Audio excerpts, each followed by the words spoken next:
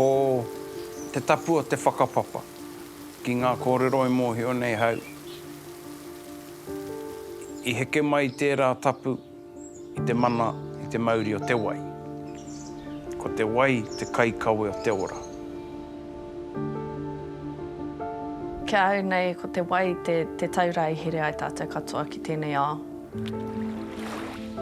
Ko te wai tētahi tino mea ki toku nei tuakiritanga. He taonga nui te wai mō tātou katoa, mō ngā iwi katoa o te motu, koira pia te mea kei roto i tō tātou pēpeha, ko tēhea wai I hono wai koe.